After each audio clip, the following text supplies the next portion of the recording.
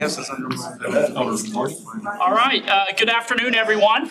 We're going to go ahead and get started. Thank you so much for taking time out of your afternoon and evening to be here with us this afternoon.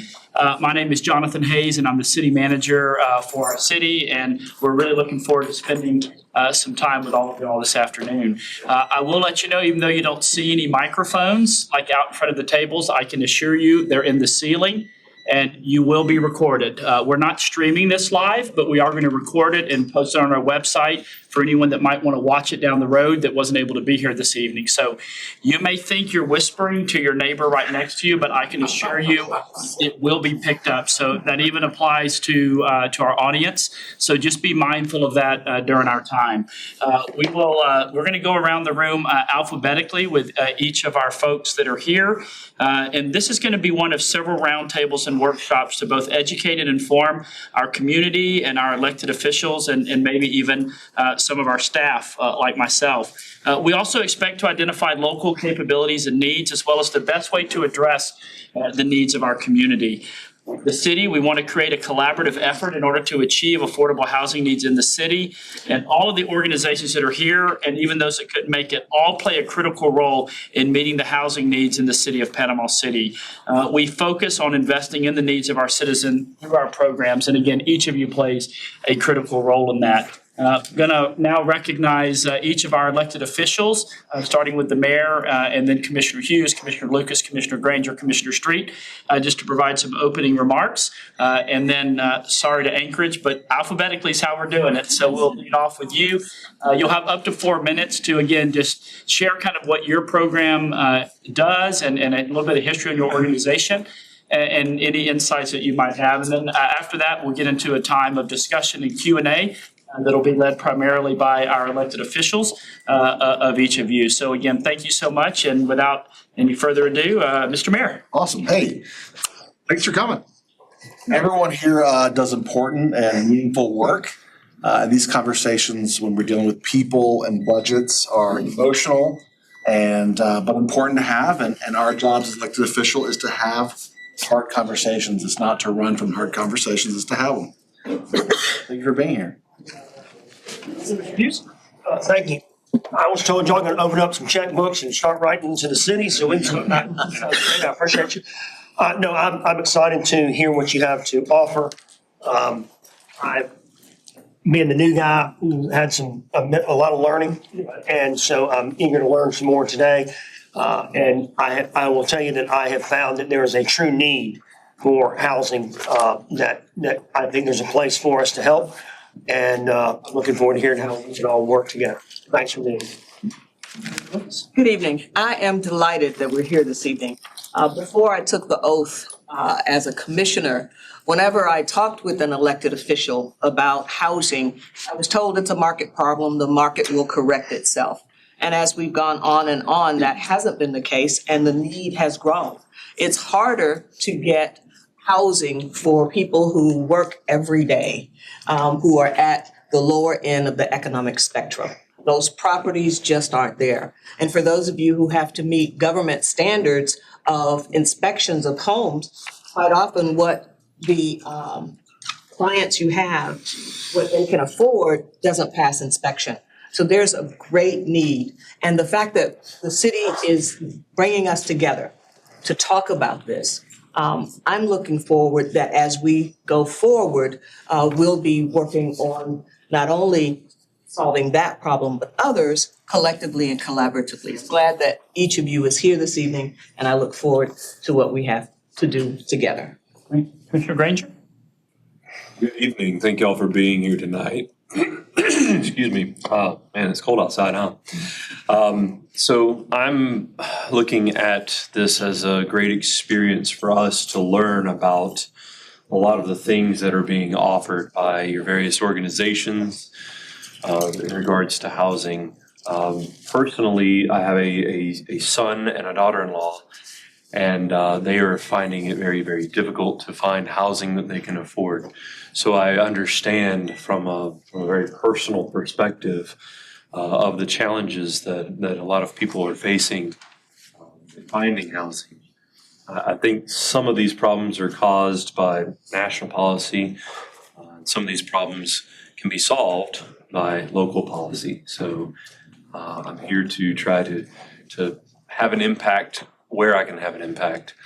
So I look forward to tonight and further discussions. Thank you. Mr. Street? So thank you all for joining us this evening. I think this is collectively probably the largest representation of housing that's gathered in our community before at this point. And so I appreciate you guys taking the time out of your busy schedules. I think there's one thing that we all have in common, and that's we all have limited resources. So I don't think there's anybody in this room that says, I have all the money to do everything that I could ever dream of and want to accomplish. And so part of a challenge in solving that problem is by working better together. And so in our discussion today, my hope is that not only do we learn what you offer into our community and the great efforts that you do in serving it, but also how we can better coordinate together and be better partners. And so thank you for being here, and I look forward to hearing from each one of you. Awesome. All right. Well, thank you, Mr. Mayor and Commissioners. So I think without further ado, we will start going around our round table. And so we'll be starting with Ms. Brooke Bullard with Anchorage Children's Home.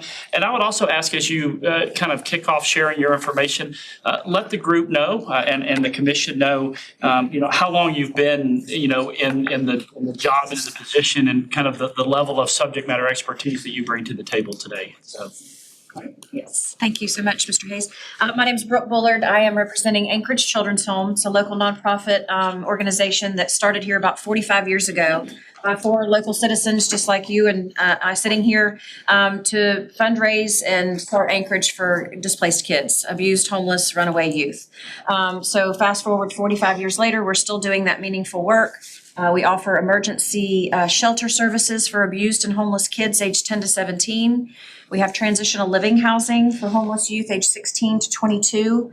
Some of those young people are pregnant and parenting young mothers who have no safe place to go. We offer them the long-term stability that they need so that they can stay in school, become employed, learn life skills, save money, learn all of those valuable skills that their parents and or guardians should be instilling in them, but they're with us now. We also have outreach services for family counseling, case management for foster care. So we have a very wide variety of services that we provide. I look at Anchorage as kind of the emergency room for child welfare. When a kid comes in and they're in their darkest moment, their crisis, we stop the bleeding. We get them stabilized. We provide the safety that they need so that they can focus on long-term goals and long-term placements, whether that's foster care or one of our residential programs. I'm here today to talk about specifically the older population, which is our transitional living housing. It's called the Bridge. It is a federally funded grant that we apply for. We have received it for 18 years. We apply every 3 years, and we've gotten it every year until this last cycle in October. We submitted our application. It's a nationally competitive grant, and we were told that they were putting the money somewhere else. So basically, at no fault of our own, we're stuck now with a $250,000 deficit to operate that program. We had a capital campaign 3 years ago to build the facility that we have that's on our Lisenby Avenue campus. So we do own that debt-free. We fundraised, rallied the community, and we own the property, own the house or the apartment units. The problem now is the challenges of operating the program. We are at a full capacity with kids in the program with a 2 to 3 youth wait list. And it has been consistent wait list. We had 5 youth graduate from Bay High School this year because they're in our program. We have kids that are participating at Haney Technical College because of our program. We have some at Gulf Coast State College because of our program. So I'm here to talk about opportunities that we maybe have to partner with the city to continue and sustain this program. We are self-funding right now. We've been very successful with presenting our need to our stakeholders and our donors and other community partners, and we are committed to keeping this program. We're not going to evict kids from this program, so we will do what we need to do to raise the funds. But I want to make sure that the city is aware of the need and what we're doing and the challenges that we're facing, because I feel like it would really just do a disservice to young people in who were not able to operate Anchorage. I've been at Anchorage 19 years. It started back in 2007. I completely wholeheartedly believe in its mission. I wouldn't have done it this long if I didn't, obviously. So I've seen a lot of different trends within Bay County, but one need is for sure, and that is of our young people and the housing and the stability that they need in their life. And Anchorage has been doing it for 45 years, so I think we're getting it right. So, I welcome opportunities to partner together so that we can make sure that people have the opportunities that they deserve.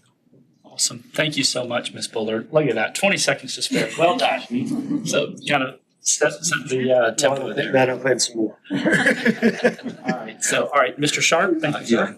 Hey, first of all, thank you for putting this together, allowing us to come and talk about the housing needs. Ron Sharp, President CEO for the Arc of the Bay. Been with the agency now 10 years. We've been serving the needs of individuals with disabilities in Bay County, now 9 other counties for the past 68 years, or 68 years, excuse me. What we do, some of our programming, we teach life skills, job skills, everything that we could do to help an individual with a disability, help them be more productive and independent, earning a paycheck. We have 2 what we call adult day training programs, Monday through Friday from 9 to 3. We do employment services. Where we now serve, because we just picked up 2 counties going west of us, 9 total counties in employment services, whether it's preparation, resumes, all the various things for employment to finding jobs with our job coaches in our 9 counties. We also have a certified culinary program. It's only 4 certified in the state of Florida. It's a culinary program, 16 weeks, 3 semesters a year. Had over 95 students in the last 5 years that have graduated with a 50% employment rate. We also, last year, one of our strategic goals has housing needs. So we were able to get $480,000 from the state, $360 from the county match. We're opening up our first residential home. We have 6 individuals there that we serve. Kind of give you an idea about some of the challenges within the budget. Then I'll talk a little bit about the need. But just within the budget alone, we nationally receive state funding. We live in a state where we rank in our economy, we rank 15th in the world.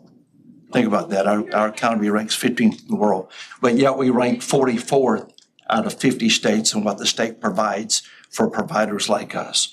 So made a presentation. We were able to get a $100,000 grant from Impact 100. We shared with them what we're able to do with the fundings that we received. We had not received that funding as through December, we'd have been a deficit of $69,000 just to operate that facility. The need is still there, though. Matter of fact, we just went to Jacksonville again and toured the village. It's 122 duplexes. On our way back, we visited in Tallahassee, Independence Landing, another, I'll call it subdivision, if you will. Just duplexes. The need, if you want to talk about a wait list, our wait list continues to grow at what we have right now. We have what we know on the books, if you will, 8.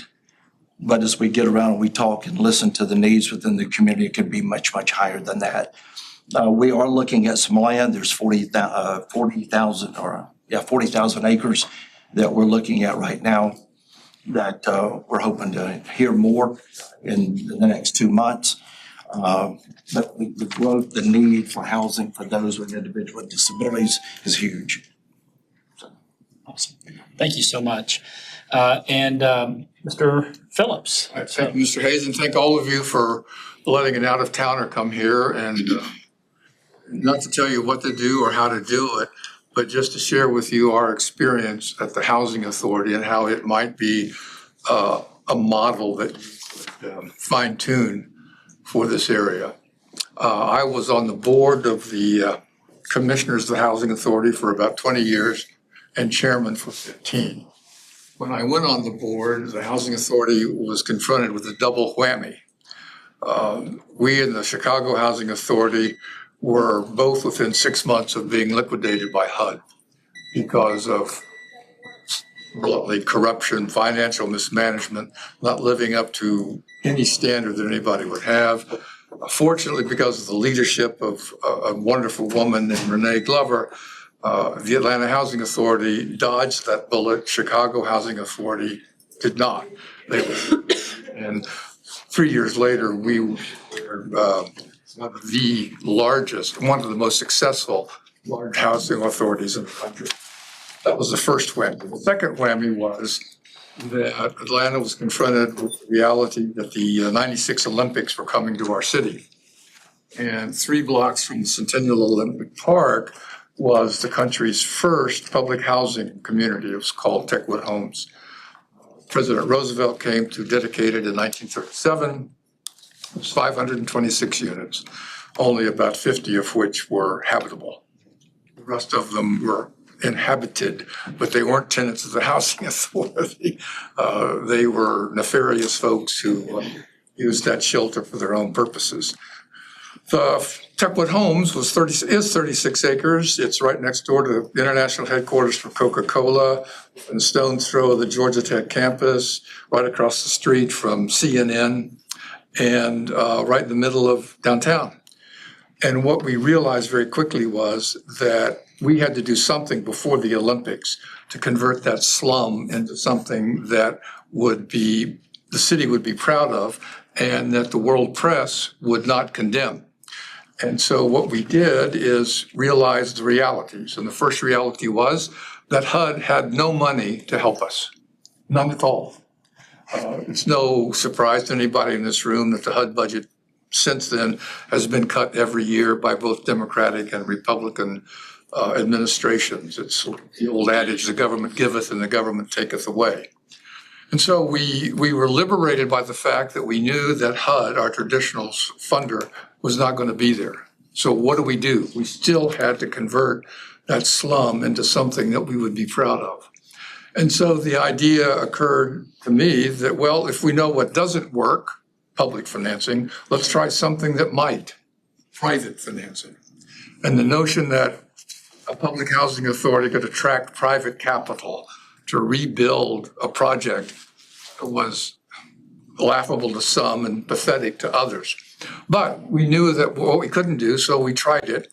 And we came up with a structure that worked. I won't bore you with it except to say that we became, as the Housing Authority, an active participant in the ownership, operation, and profitability of what became the country's first privately financed project. We put the land in, we got a HOPE grant from the federal government, and the rest of it was private equity at risk. It turned out to be so successful as a mixed income project that we did it again 18 times on my watch. And we have now privatized the ownership and development using private capital, no public capital, to do all of that. The lesson from that is be truthful and honest with yourself. And if the old ways aren't working, abandon them. Try something new. Don't be afraid of failure. Failure is only if you give up. Well, thank you so much, Mr. Phillips. And we will keep going. You don't look like I Mr. am not John Walker, by the way, even though it says it here. My name is Ron Spear, Ron. and I'm representing Catholic Charities. Catholic Charities has been around for, let's say, 2,000 years, or maybe not in the same way that we think about it. That's great. We do the 18 counties of the Panhandle. We have offices in Tallahassee, Fort Walton Beach, Panama City, and also Pensacola. We do a wide variety of things. We have food assistance, which is what I do, food bank. We have a St. Barnabas house here, which is a transitional housing for homeless people. I do that as well with case management. We have holiday assistance. We do emergency assistance. We have pregnancy and adoption services, parenting support services. We have Matthews Nursery, which gives people almost anything a baby needs, from layette to diapers throughout the whole thing, disaster assistance, immigration and refugee assistance as well. Okay, but since it's a housing thing, I'm going to speak to that directly and not go into the other ones. The housing assistance that we have is we have the HUD grants that we can use for homeless prevention and also rapid rehousing. The homeless prevention piece of it is that you take people who are in homes now, but who are experiencing extreme difficulties.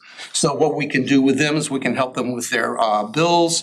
We can help them with rent that they may be in arrears with. As long as they're looking to be evicted, we can help them out with that. As long as they can get in, the challenge, as for all of us, is getting through on the phone, getting that interview and that intake, and being approved for the services that way. Okay? And rapid rehousing, we're taking people who have already lost that, who may be out on the street, and we're able to help them find a place that they can live. We support them with, rent assistance, first and last month's rent, utility assistance. We can help them get that kick in the pants that gives them the opportunity to save a few bucks and then move on from that 3-month period and be able to live in that way. St. Barnabas House is a little bit different. This is 8 rooms we have there, 15 people we can take. Right now, we only have 1 person, so anybody, I can tell you right now, St. Barnabas House is looking for people. We take homeless women with children, and husbands and wives. They must be married with or without children. They can come there and they can stay for up to 6 months. They are required to work. They are required to do things in the house. We have very strict rules, but we believe that that's how people get back into the spirit of going out into the community and being productive members of that community. Okay? The food assistance that we do is pretty extensive. We do it Mondays through Thursdays from 10 to 2. I think we give probably one of the best bags that are out there on the street right now. So the homeless and the hungry are what we really are doing in this area. And we also help a lot of the people, even in the pregnancy issues, with holiday assistance and all the emergency assistance. It's generally within the context of the homeless and the hungry, within the continuum of care, which he'll probably tell you a little bit about here. So, again, St. Barnabas House has openings. Give us a call. Okay? Awesome. Thank you, Mr. You said Spear? Spear, yes. Thank you so much. All right, Mr. Taylor, you're up, sir. Thank you very much. I appreciate the opportunity to be here tonight and share with you a little bit about Doorways. I'm Brian Taylor. I'm the Executive Director of Doorways of Northwest Florida. We are the lead agency for what HUD refers to as the Florida 515 Continuum of Care. So you'll hear me say Continuum of Care. You may hear me say COC, Continuum of Care, same thing. Florida 515, we cover a 6-county area of Bay, Calhoun, Gulf, Holmes, Jackson, and Washington counties. And we are responsible for administering the federal and state funding that comes down into our area. That federal funding, of course, coming through HUD, and the state funding coming through the Department of Children and Families as the managing entity for the state for homeless concerns. We are what HUD calls their collaborative applicant. We are the agency within that 6-county area designated to draw down those funds, to apply for those funds, draw those funds down, and then distribute those funds out to partners in the community, such as Catholic Charities, such as the LEAD Coalition, Rebuild Bay. We have several partners right here at this table. And that money goes out. That money serves the people, serves our community. Those reports come back in. We collect those reports. We run those reports back upstream to ECF and to HUD, and it starts all over again every month. So that, in a nutshell, as the lead agency is, I would say, the primary function of the lead agency. In addition to administering those federal and state dollars, we are also the area's HMIS lead. HMIS stands for Homeless Management Information System. It's a software. It's a network, a computerized network that is the data system that HUD and the state require that we utilize for 2 main purposes. One, to collect data throughout the COC that is sent to HUD, and then ultimately used by HUD, gets to Congress, and is reported on all across the country. So this is, there may be different providers, there may be different facilitators across the country, but the ultimate goal with all that HMIS information gets up to our federal and our state governments. It also allows for our own personal collaboration across the 6 counties that we serve. So the agencies that we serve and that serve us, the other agencies who may not be partners, they may be vendors though, they're still working in our world and within the homeless realm. They may be people that we may help and assist periodically, but maybe not those that we award money to. They have the opportunity, they report into HMIS, and so they all can see who's doing what and who's receiving help and how much and where, and oh my gosh, it's 1 minute. Donald, do something about that clock. Coordinated entry is a system we are also responsible for, and currently working with HUD to enhance our coordinated entry system. There's so much industry language here that I'm afraid we would need a lot more time in order to talk about those things. There are 9 priorities of the administration right now. Our administration, if we want to continue to receive HUD funding, if we want to apply for that HUD funding and have a chance of drawing down more than we have in the past, we must meet these 9 priorities of improving outcomes, restoring balances to the COC, promoting economic self-sufficiency, advancing public safety and such. Those are the kind of items we're talking about. The agenda did mention challenges, so I would be remiss if I did not say I think that there are 3 primary challenges that we are facing: the availability of housing, the affordability of housing, and the presence of an emergency shelter. Nice. All right. Thank you, Mr. Taylor. Habitat for Humanity. Bob? So I'm Angela Clough, CEO of Habitat for Humanity, and I've been there about 4.5 years now. And Habitat was started in Bay County in 1990, and so far we've done 116 homes.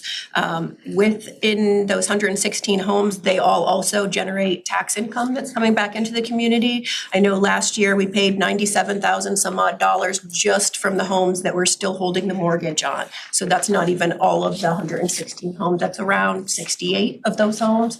So generating income as well back into the community. I won't go into the details of Habitat because I know we're a well-known organization, but some of them vary a little bit on the services they offer. We build homes for the community. And how we do that is we're able to give a 0% interest loan to homeowners, and we're able to build an affordable home. So for instance, say a 3-bedroom home costs us $150,000. That's what it's getting sold for, and it's going to be 0% interest. And that's how we keep it affordable, which is 30% or less for the income.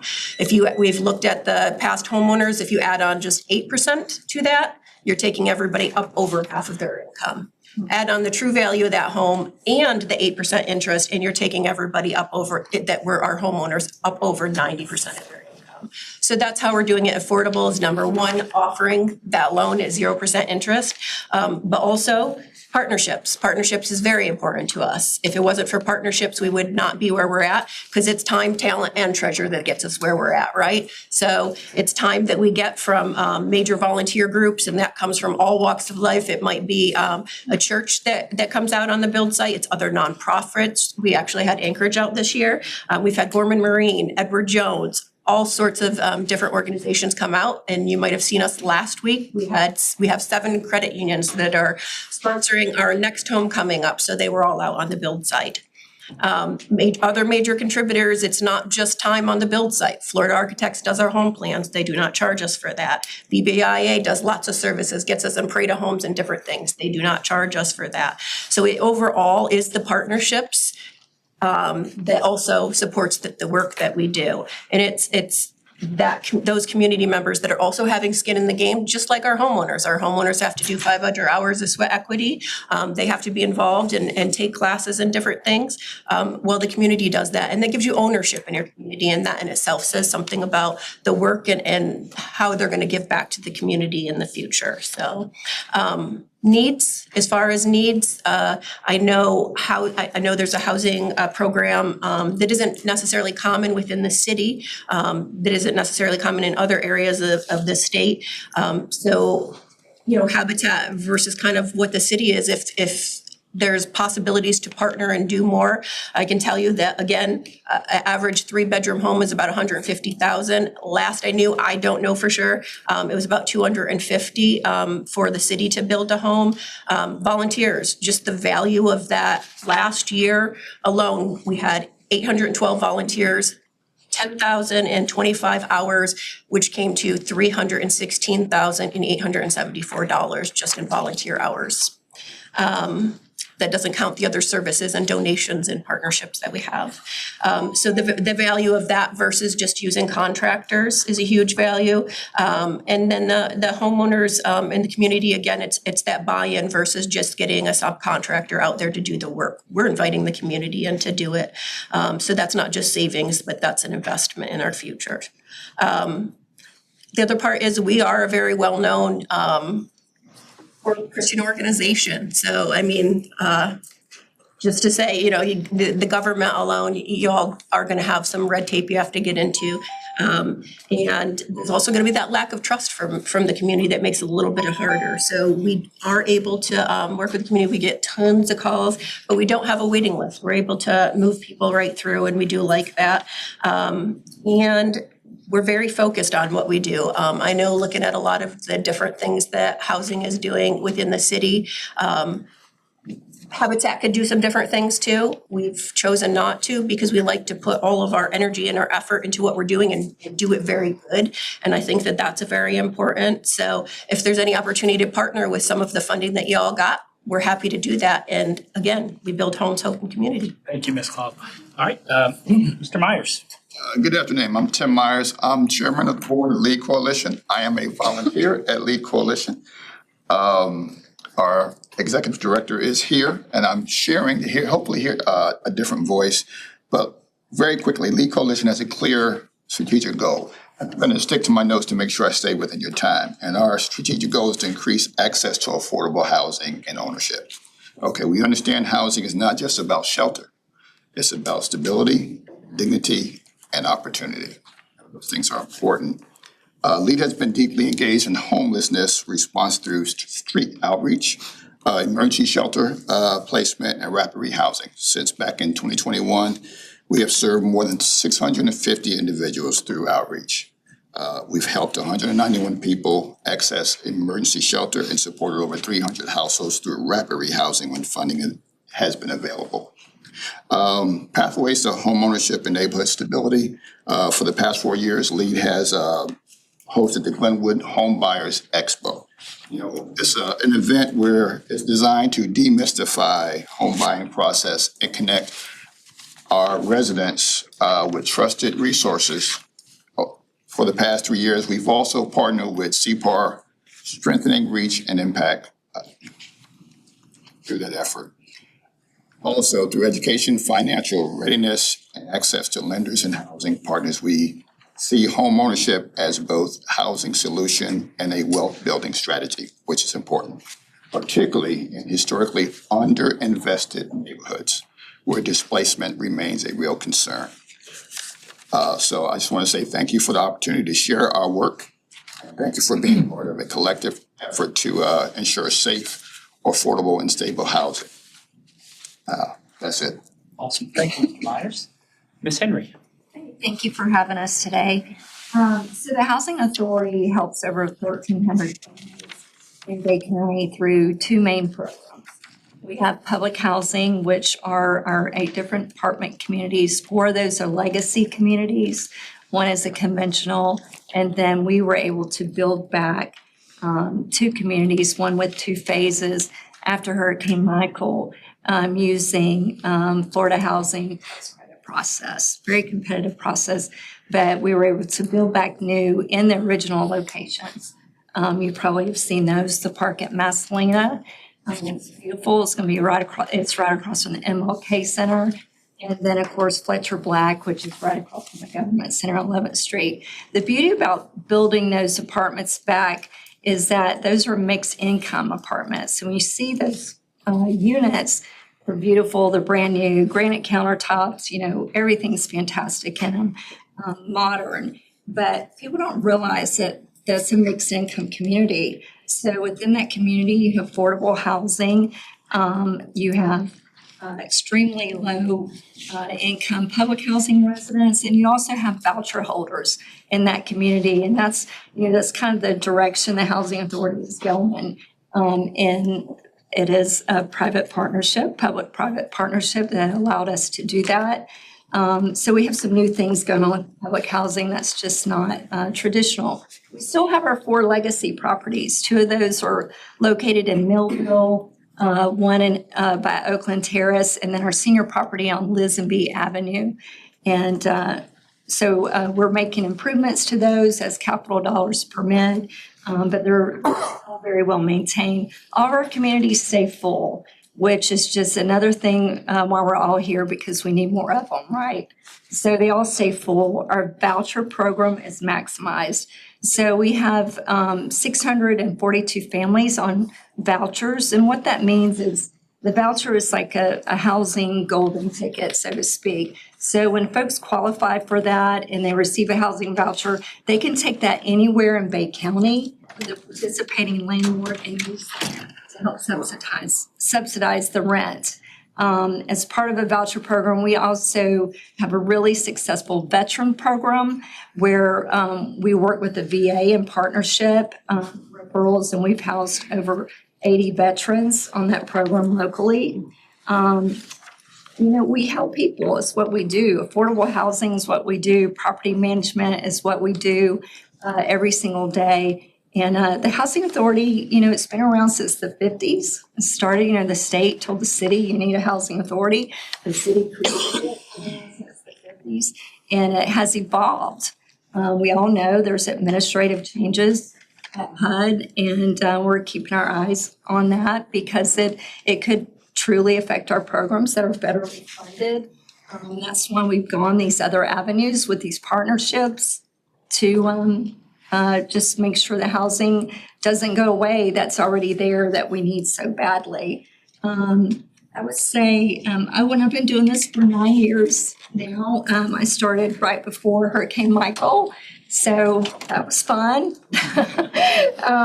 But we got through it, we did it, we made some great changes. And I think the biggest challenges are just seeing what's going to come out of HUD.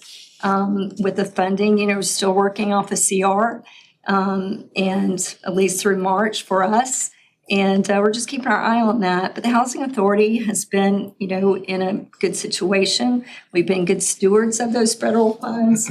And we partnered with the city. We've worked with Sheila for many years with their department. And the city has also been supportive with those new communities. So thank you. Thank you, Ms. Henry. Mr. Clemens? Mayor, Commissioners. In the wake of the hurricane, the rescue mission was only able to restore 2 of our 3 buildings. In the world of reduced funding, we reopened in August of 2023, but we're only able to, we had to focus our efforts. So we chose to make the main effort life transformation for folks that wanted to get sober, get reemployed, and flow back into the economy. Since August of 2023, since we took that strategy, we've helped 258 folks get clean, get employed, and get into ready, stable housing. Unfortunately, though, we haven't run any shelter operations, and that's a travesty. There's no emergency shelter in town. And in order to accomplish the life transformation, I've had to focus our few resources on that and ignore that significant problem. And that's why we made the appropriation request. Thanks to all of you for the letter of support. We're waiting now to see what the legislature will do. And for the benefit of everyone else, Panama City Rescue Mission has made an appropriation request to the state legislature for $6 million in funding, 4.5 from the state, local match of 1.5 that would build 2 emergency shelters. That would be true emergency shelters.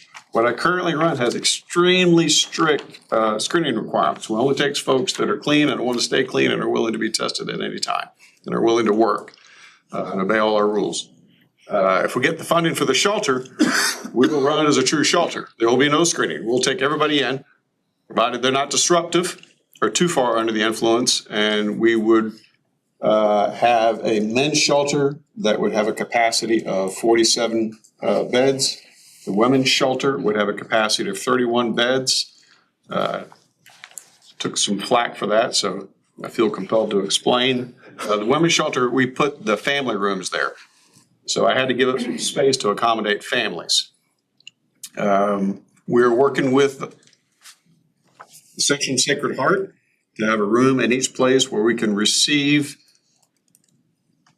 individuals who went into the hospital and were treated under indigent care, and the hospitals can release them directly to us.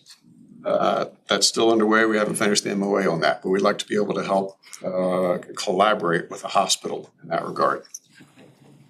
And that's the plan. That's where we're at. We're waiting for the word from the legislature. You'll know if we get a thumbs up, because I will immediately start begging everybody for money.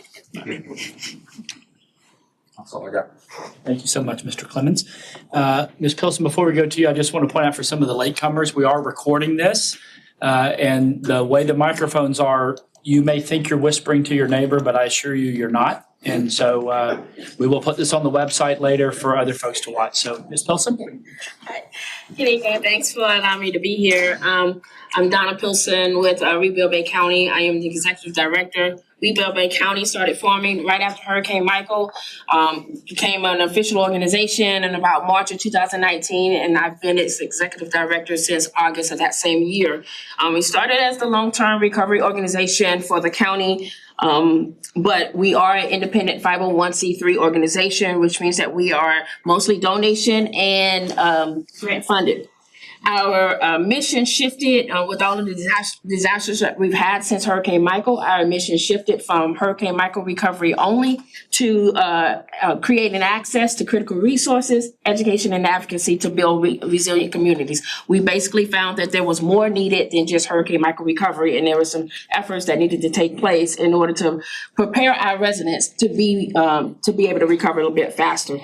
Today, our programs are focused on two main areas. Our blue sky efforts are housing and human needs, and then our gray sky efforts fall under disaster services. For disaster services, the main goal there is to return residents to a stable living environment. That includes minor home repairs. We also serve as the volunteer and donation management organization which is ESF 15 in times of emergency situations. So we do minor home repairs. We do disaster case management for residents with the ultimate goal of returning our residents to a stable environment. For our housing and human needs, our blue sky services, the main purpose there is to help residents obtain and remain in stable housing. We do that through our bill pay assistance program, which we have the capability to be able to pay bills, be it utilities, rental assistance, mortgage assistance. We do some moving assistance, and all of this is funding dependent. We also have food programs and other special programs like air conditioner purchase and install programs as needed and as funded under our housing and human needs, all again in an effort to be able to help our residents obtain housing and remain in stable housing. We currently have 2 temporary housing facilities. We're super excited about that. We are renting a house from private owner and allowing and being able to subsidize that house for a family to come in and live affordably. And then we currently own a house that we were able to purchase from Habitat for Humanity, and so we're housing one family there. That particular house has the capability to either house a family or 3 individuals. Right now, we just have a family in it at this time. So those are 2 programs under our temporary housing program. We also, for the last 3 years, have, on behalf of the county, operated an emergency shelter. And we've done that at the 80 Harris Learning Village, and that's because that's the facility that was made available. And our main role in that is to put the plan together and to coalesce the community for shelter operations to happen. This past year alone, we actually ran that shelter for 2 non-consecutive weeks, averaging about 85 to 90 individuals per night. For first week being 12-hour operations, second 24-hour operations. We are also, I mentioned we did that at the A.D. Harris Learning Village. We are under agreement with the City of Panama City, CRA, to manage that facility with the purpose of standing up a community resilience center, where we can do a variety of activities that will build resilience in our community. Some of our challenges consist in funding. So when something happens, we typically have a plan. We have our community comes together. What we're trying to do, our major challenge is being able to get the community to come together in a formalized plan so that we know what we're doing when that time happens. Thank you. Thank you, Ms. Pilson. Ms. Wells. Hi. My name is Shay Wells. I'm with the Salvation Army. And the counties that we cover is Bay, Washington, Holmes, Gulf, Weewalt, Port St. Joe, Jackson, Calhoun, and Franklin. We have a transitional housing that we have 11 two-bedroom apartments, and therefore not homeless individuals, for men with children, women with children, or married couples with children. So this apartment, basically everything is included. They pay a $400 program fee. They don't pay rent, it's a program fee because of the program. And so they do that for 3 months, which the $100 non-refundable deposit is included. After that, they go to $300. And our whole vision is for them to get from crisis into self-sufficiency. So one of the things that we offer is that we help our clients. One thing they have to do is they have to work 35 hours per week, because that's the way that we're able to do case management with them. They have to open a savings account. We teach them budgeting. We teach them life skills, needs versus wants. We have a laundry facility on the site that basically charges them 75 cents to wash and dry. One thing that we do tell them is that if they are in need of anything, that they can basically just tell us, because we want them to save. That's the main thing, is for them to be able to save, learn how it is to feel to have something in their account whenever a crisis happens, and then they're able to fall back on that. The program do have a curfew, 10 o'clock on weekdays, 11 o'clock on weekends. And so we, in that $300 that they're paying, that's the program fee plus the electric bill, water bill, and internet bill. So that shows you they're really not paying too much of anything. They're not able to have visitors unless it's professionals. That's case management and things like that. They're able to come and see the clients, but because it's a program of confidentiality reasons, we don't allow them to have people come over and visit. One thing is I just want to talk about our partnership also that we've had with community development with Sheila Ware. And what that does, it helps our clients to be able to possibly go into home ownership after leaving our program. And that's a really good thing. We actually have had success with that. We had just the one girl I can think of is that she came and she had a lot of things happen in her life. When I talked to her about home ownership, she thought that wasn't possible. I mean, she basically said that would just never happen. When she got ready to leave the program, she was able to move into a 3-bedroom, 2-bath house in Callaway. And so we have seen success with just partnering with the city with their housing program, their home ownership. But that's the thing that basically we're doing. It's just trying to help families get on their feet and teach them about some of the things that they have had in the past that kept them, that allowed them to stumble and fall and different things like that. Just trying to teach them new habits and new tools. That's basically it. Awesome. All right. Well, thank you so much, Ms. Wells. Ms. Van Zandt. Hi, I am Jill Van Zandt. I'm the program administrator for the St. Bernard Project. We go by SBP. We've collaborated with several people sitting around this table here. So our main function, how we started, was 2005, 2 New Yorkers showed up in the St. Bernard Parish to help with Hurricane Katrina rebuilding. They're still there. So we've worked every storm since then. We started here in Panama City right after Hurricane Michael. We worked the entire state of Florida for well, we worked Michael here locally, we've worked Ian, we've worked Adelia, we're currently working Milton and Helene, Sally, almost every storm you can, I'm sure I forgot some of them, but. So we work all over actually everywhere, because they're still in New Orleans working as well. We've got people up in North Carolina working up there. They branched out from just repairing homes from storms. Now they do government consulting for storm preparedness, different things like that. We also help people apply to FEMA when they've been denied or only gotten a little bit of money. So they help them reapply to FEMA to get more money from that. And we do disaster case management, training all over, whoever needs that. Here locally, we've been working since Hurricane Michael. I wish I would have wrote down how many homes we've touched since Hurricane Michael, because it's been a lot. Recently, last 2 or 3 years, we've been working with Miss Sheila in her office down there. We've done rehabs on homes, and we've done tear down and rebuilds.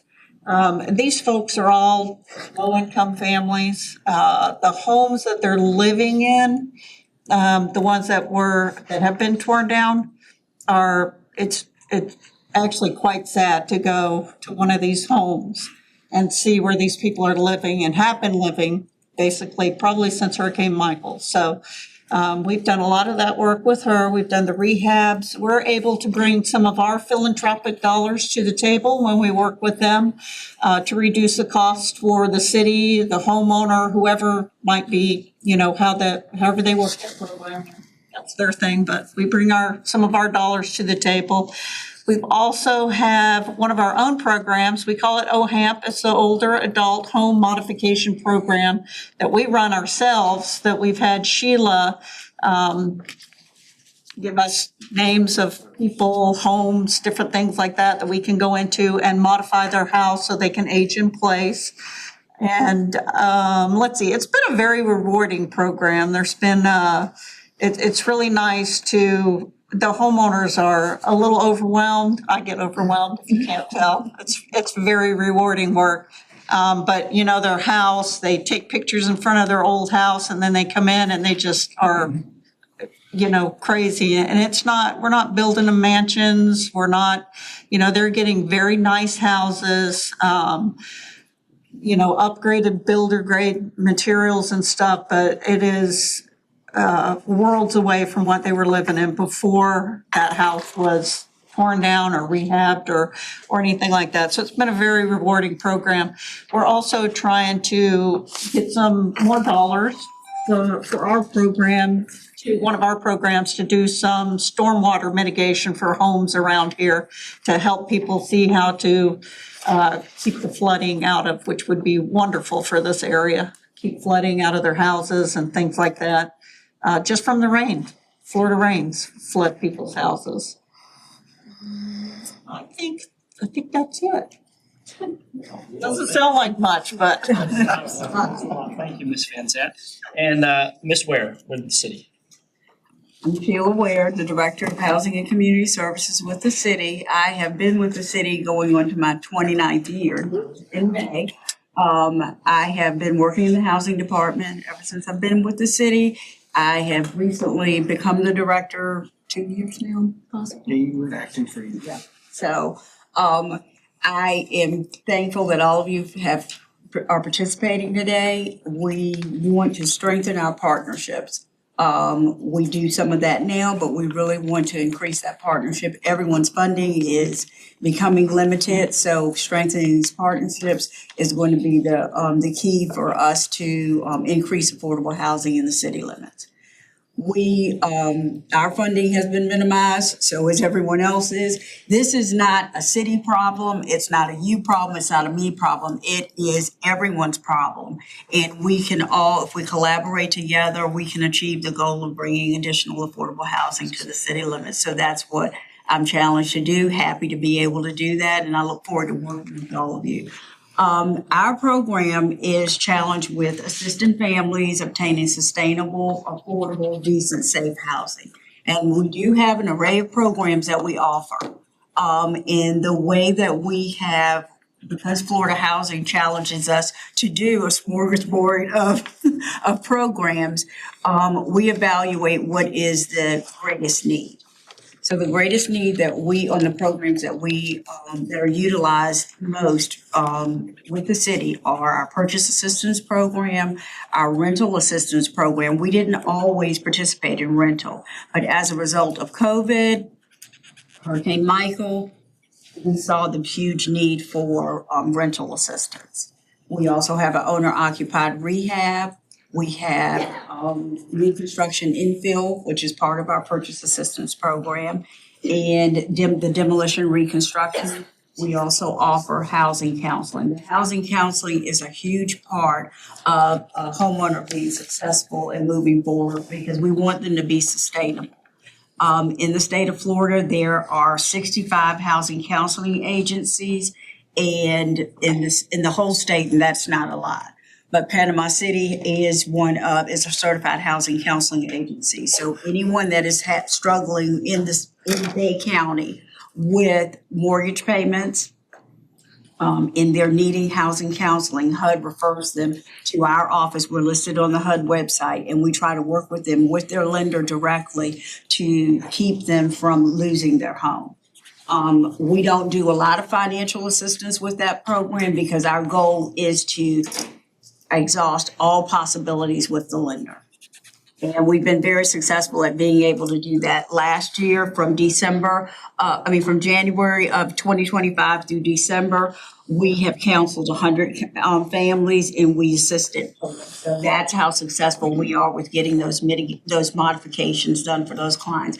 People don't realize how many different options they have when they have reached a hardship on moving forward with their home. The lender does not want their home.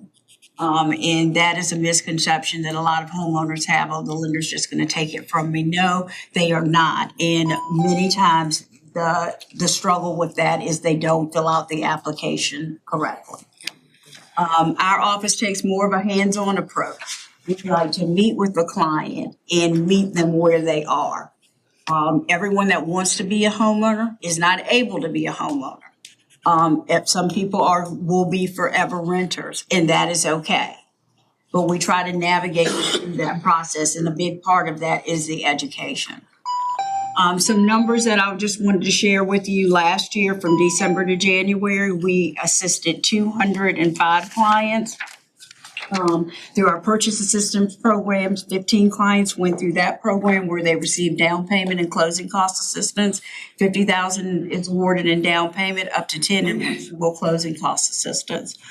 That is secured by a second mortgage because we secure all funds that are granted to the client. It's a 15-year forgivable loan. As long as the client maintains ownership to that home for 15 years, the second mortgage is forgiven. Well, thank you, Ms. Ware.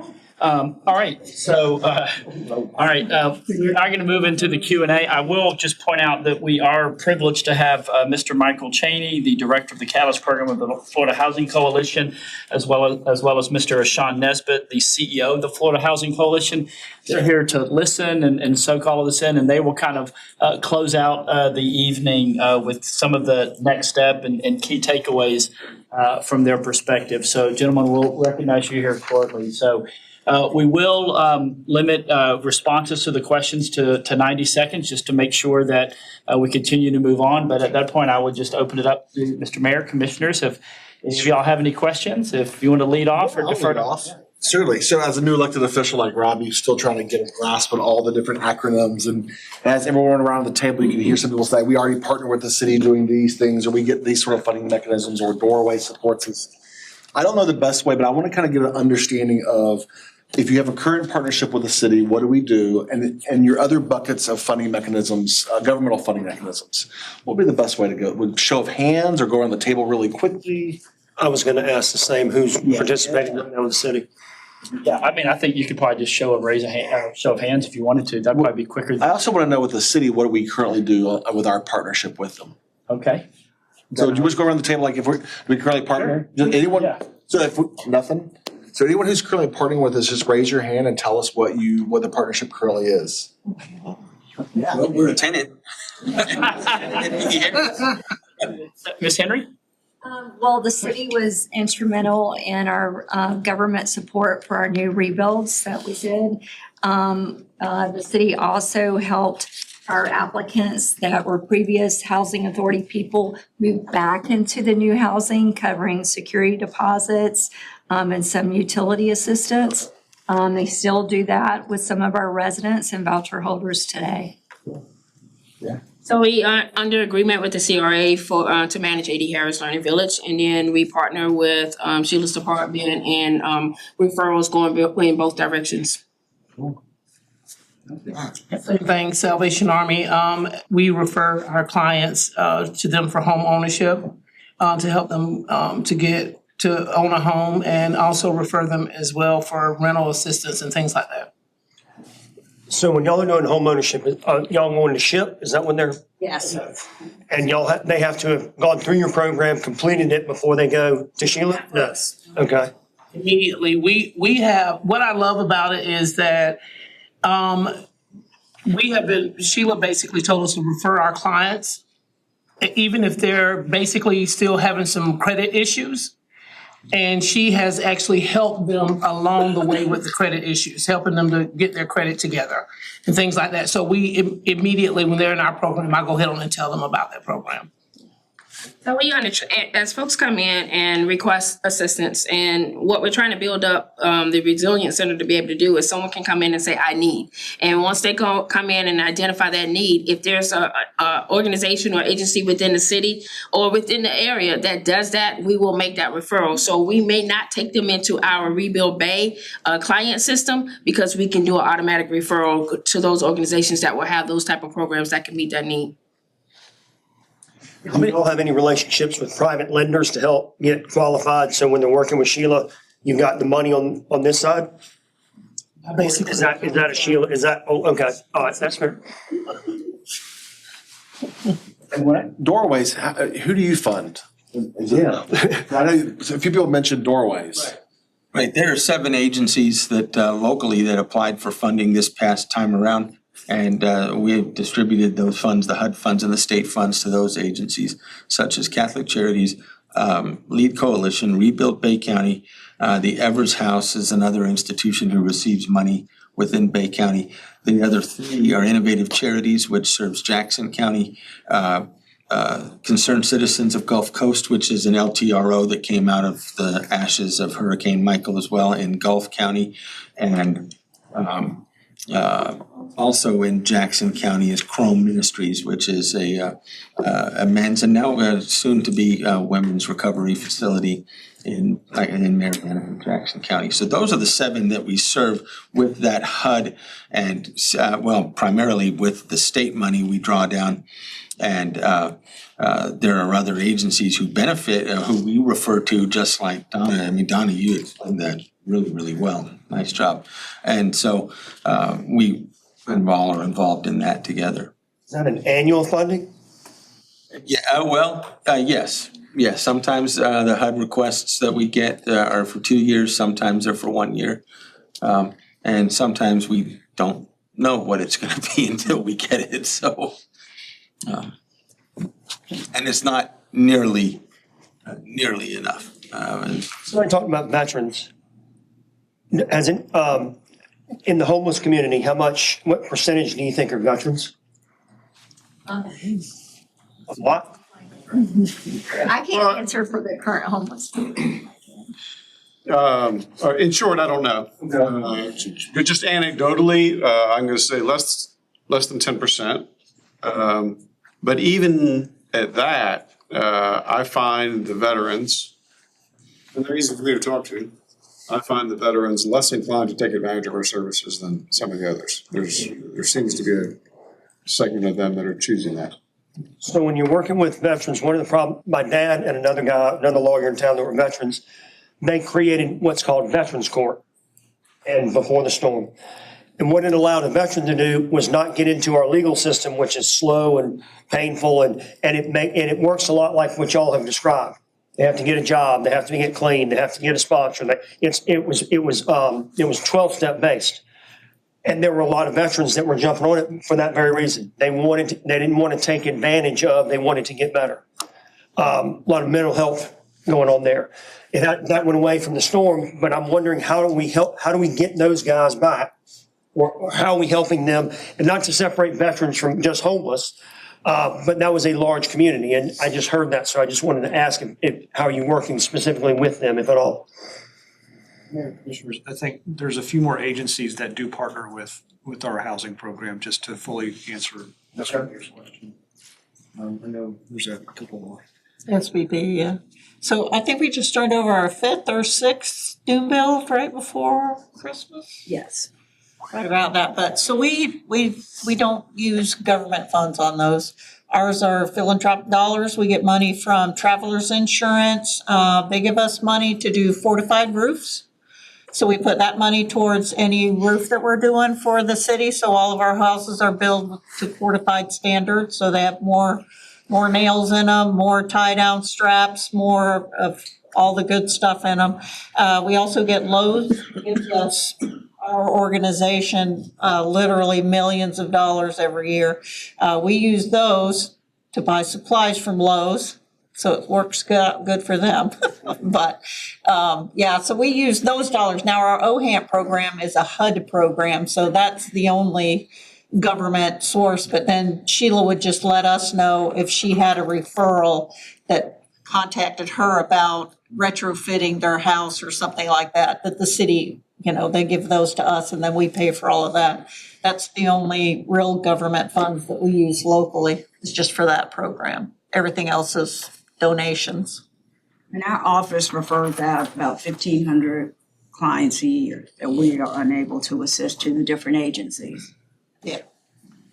If I can ask, how many of you receive in some form or fashion HUD funding? If you could just raise your hand of some sort. 1, 2, 3, 4. And you said you received HUD funding as well? We have a program that we're not running it right now, so. Okay, all right. So there's 4 of you that receive. How many of you guys receive state funding in some capacity? Record, but we do through our continuum of care. Doorways. How many of you guys receive no government funding whatsoever? Rescue mission. 99% of the time. With the exception of our appropriations grant we got. Yes. So, for example, Anchorage doesn't receive funds directly from the state, but we are like child welfare has money set aside, and we subcontract to provide the shelter beds for the service. So it's kind of an indirect state funds. So why I was asking is who's got experience working with those funding sources is really what I was looking for. What grant did you not get? That was federal?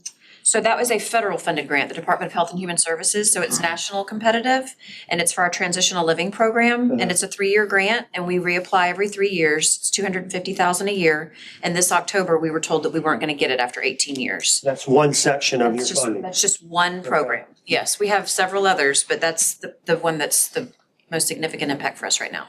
Is that through the Administration for Children's and Family Division at HHS? Yes. And yeah, I don't anticipate us ever getting it again, to be honest with you. I mean, we're gonna reapply, but just the climate and so many uncertainties, I mean, we will continue to apply, but I just feel like maybe that's just a path for now that's the way it's gonna lean towards. How many of you provide rental housing in some form or fashion, whether it's for specialized, like how you guys do with 18-year-olds coming out of the program? If I could just see how many people provide. Transitional housing? Rental specifically, rental.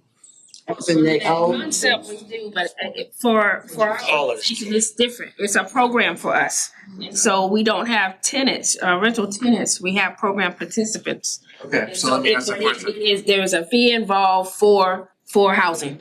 So I'll ask the question 2 ways then. How many of you provide what we would consider normal rentals of some sort? Maybe they're a discounted, affordable rentals, that kind of thing. So we have one. So ours is a little different. That's what I was gonna ask now. Charging rent, but we open a savings account for the youth, and 60% of their check goes into an account in their name. So when they complete the program after their 18 months or beforehand, if they're ready, they transition out and they have that money as a nest egg to put a deposit on a house of their own or do. So it's basically a life skills curriculum that's teaching them how to manage their own money. We want them to get used to what it's like to pay rent, which is typically about 60% of your income will go towards your housing. And then in return, completing the program, it's given back to them because it's saved for them. So what I was gonna ask next is, how many of you guys provide program-specific housing, like something like that? Transitional? Yeah, it could be transitional, yes. There may be a fee that's involved or. Yeah, transitional housing. Like things like that, okay. All right. How many of you build houses? Like build or renovate, I'll say that. Put them together. We got grants to build the house, the $900,000 home that we had. That someone else will own. How about that? So you build a house that somebody else will eventually own. So we have 2 housing providers that build that someone else will own. In your housing counseling, do you go over lending and insurance? Your insurance and interest rates are, we had the trifecta. I'm a real estate broker. Here's what happened. Prices went up, insurance went up, and so did interest rates. It made it unaffordable, even for the people that can afford it. I showed a house the other day, the people, husband and wife, both have jobs. And they're losing their house to foreclosure because of taxes and insurance. Showed a house today, the guy's an engineer, I'm listing a house, engineer at the Navy base. His house is in disarray because he fought with his insurance company. He has a hole in his master bedroom and he's sleeping in his living room after the storm still. And he's an engineer. So I say that to say this, it hits everybody, okay? But this buyer, this homeowner, they're not a bad homeowner. They're just harder to get done because they don't understand or they've got bad credit. And to help the credit, bring it up. There's a path for every person that wants to own a home that can go do it, but some have to work harder. But I heard somebody say not everybody is going to own a house. And that's true. Okay? That's not because we pick and choose, they decide. But if we're giving them the things that are required to buy a house, insurance understanding, lending understanding, now we empower them more with more confidence so they do that. Are any of us doing that other than Sheila? Because I know, are we giving it all to her and saying, okay, now go get a house? How does that work? We do that too. We have quarterly classes they have to take, and it's everything from not only just being knowledgeable in those things, but even realizing they have assets. So what about wills and how we make wills? From sheriff's office coming in and talking about safety in your own home. I mean, we cover a wide variety of things and prepare them for that home. It'd be beneficial if we brought a group of people into your operation, a lender, an insurer, and talk about those things directly from the professional it's going to be involved in their home ownership. So we say professional, we don't talk about it ourselves. We always bring some. Absolutely. So Rebuild Bay doesn't do that type of counseling, but we do community resilience. This past year, we did a community resilience workshop series where we brought in professionals around different topics around community resilience that can get at those type of things. Like we had bankers come in, we had folks that come in and talk about how you treat your appliances before a storm or after a storm. But whatever topic was needed, we reached out to those experts, brought them in, made the space available and open to the public and tried to incentivize the public to come in and take advantage of those. So home counseling, any of those topics, we can do that as part of our community resilience workshop series as we've shown. And we did that in partnership and under a community resilience grant from United Way Worldwide in partnership with the local United Way. So given the scenario that Commissioner Hughes has just shared with us, that it's getting harder further upstream as well as downstream, what is your sense, your organizational sense of how big our problem is in the city of Panama City and whether we are making gains or losing ground or somewhere else, some other way you would describe it? In our industry, we serve anywhere between 300 to 400 annually. We have a wait list right now in Bay County with 264 that are waiting to receive funding, that hopefully that will open up hopefully this year. We're not ready. That's not just housing, that's just programming alone. But with the growth and the influx that we're seeing in the population today, we can't, I can't give you a wait list for housing because we don't even know that number. So we're still in the study, we're tracking and so forth, but the growth for those independent, especially the older individuals, where the parents are getting out and they're trying to find a place to put their loved ones. It's huge. when you say parents, that is an elderly couple that's been taking care of Their their loved children. And they, lives, they're aging and trying to find a place. We had a family from West Palm Beach, real quick, who toured 17 other ARC chapters and chose our new home, 6-bedroom home that we just built last year, because she felt that we had the best program, which is a compliment to us in this community. But the need is huge. Others? The biggest challenge at the rescue mission, we can get people clean, we can get them employed. It's getting them housed. And when they finish the program, when they're ready to go, that we get a backlog, a jam. And honestly, the way we survive right now is most of them get frustrated and they leave the county. They'll go back to a family member somewhere. Is it the barrier because people will not rent to them or? No. Well, I mean, that's happened, but that's less common. Okay. It's a rescue mission. My folks are gonna be pretty close to minimum wage. Exactly. And they struggle to find it. Where we succeed because of doorways and the help that they provide. One of the places that we struggle is in the affordability of rent. And there are loan programs that we don't even qualify to apply for because we don't have the affordable housing in our community to qualify for, like I said, to even qualify to put an application in because the fair market value of the rent is so high. So we're. What's your occupancy levels at? Are you at 100%? When I hear like, I can't get them out, you're just solid, book solid. Yeah, we stay full. We do have a wait list. If there's a vacancy, it's just a matter of turning the unit for the next person. I mean, when you announce that you have an opening on the wait list, that, and I share that on my social media, the numbers of people who respond are greater than anything else I put out there. The last time we opened our wait list, back in November, we closed it in 15 minutes and had over 200 people. Wow. How do you sort and process the wait list? How do you prioritize who gets served? We have a preference for our elderly and disabled. They receive an extra point, so they move to the top of the wait list. We also have a homeless preference. The wait list varies by bedroom size. If it's for an apartment, the voucher wait list hasn't been opened in a long time just because HUD has all that stuff kind of frozen right now. So there's no new vouchers coming to our area. But that's how we prioritize it, is by bedroom size. Elderly and disabled always have a preference, and homeless. Mr. Mayor, there's somebody in the audience I'd like to ask a question to. Is that okay? Is a lender. We're in the meeting. This is Jonathan. You're in charge of the city. You mind if I ask you a question? Lending. There's lending out there for lower credit? Yes. Okay. And lower, no down payment? Okay. Grant money that sits in the back? Yeah. He's a private lender, so, I mean, not private, he's a lender, so I'm asking. Just state your name and who you're with, just so everyone knows. I'm Steve Dick with Guild Mortgage, and I deal with a lot of the. 90 seconds. Robbie can tell you, I deal with a lot of first-time home buyers.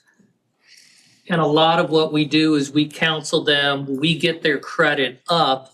Because if I can get a guy a loan at 550, his interest rate is one thing. But if I can get his score up to 600, 620, 640, now I'm making a difference in their life. The single best program out there that I have is the SHIP program, because it allows me to get the people, like everyone said, Robbie said, the insurance is such a huge factor. Well, if you get the brand new construction, that insurance might run $800 to $1,000 a year. If they find a similar home in the Cove for say $175,000, $200,000, the insurance on that might run $3,000 to $4,000. Every $50 difference in that insurance rate is about $10,000 in buying power. So by combining new construction with the new insurance, it allows us to serve people that otherwise wouldn't. And I'm telling you, I deal with it every day. And the program works. Thank you, sir. Could you repeat that stat, every $50 of insurance? Roughly every $50 that you go up or down on a mortgage payment, specifically insurance, is equivalent to roughly $10,000 in buying power. So when I can take someone to $1,000 in insurance payment versus $300 to $400 a month in the code for a similarly priced home, plus with the people you're putting in there, I don't have the money to deal with the maintenance on an older home. And so these new homes give them a chance. Years ago, matter of fact, the first home I ever bought was with Robbie. The second one I bought, and I had a home in the Cove. And the reason I moved out is my insurance agent told me, hey, because my insurance kept going up, and this was 20 years ago. He said, well, you've got an old home, it's in the Cove, nothing's gonna change. So these newer homes, that gives people an opportunity. Thank you. Mayor, Commissioners, other questions? Yeah, Brian, you had mentioned some kind of sounded like a hurdle. Where if we had so many apartments or units, I guess I should say, for rent at a certain value that we would qualify, or this area would qualify for something. Can you expand on that, please? I don't know the details as far as the dollar amounts. I just know that the fair market value for rent around here is such that it prohibits us from applying for funding in some. So HUD sets. I have to get you more details, and we can do that. That's fine. We can talk about it from a 100,000 foot view, though. So HUD sets the FMV for the area, right? Yes. And what you're basically saying is the FMV is too high. Because it's so high, we're not able to qualify for some other grants or things that maybe we would otherwise qualify for? Yes. What's up, average sale price? What's that? Average sale price, value? What HUD has. Okay. So HUD takes they do some kind of survey. I don't know exactly how they do the magic behind the curtain, but it's for every area they come up with an FMV, a fair market value. And I think right now the fair market value for like a 2-bedroom is $1,400 or so. It went up for 2026 to 1682. 1682. Okay, I was a little low. And for 2025, it was 1609 for a 2-bedroom. So with those figures and with the reality that we're talking about now, we're really struggling. I mean, I can use all kind of analogies, spitting in the wind and so on and so forth. We're not going to get a handle on this, everybody working the way we've been working. It is going to require a collaborative effort. The pot's only so big, and we're going to need to expand the pot, and we can do that working collaboratively. There were in a few years past larger grants that could be made available. I mean, we're talking millions, but they were going to collaborative efforts of people working together. So sitting in this room, we've got one agency, I think, that said had 18 counties in the Panhandle. Most of you have 7. And even when we group all of our population together, we're still hard pressed, I think, to compete with the larger metropolitan areas. But we have to, I think, move in that direction. I think one of the biggest challenges too is even though the amount that HUD has now said for our area has gone up, wages have not gone up. So we have people who come in and they're HUD saying, okay, well, we can give you a rental for up to $1,600. But the people who are applying for it can't even come close to that. And you're setting them up for failure if it's a homeless prevention situation, and you're trying to rehouse them, you're setting them up for failure. We could give them first last month's rent, down payment, deposit, utilities, all that kind of stuff. And 2 months they're out because they can't afford it.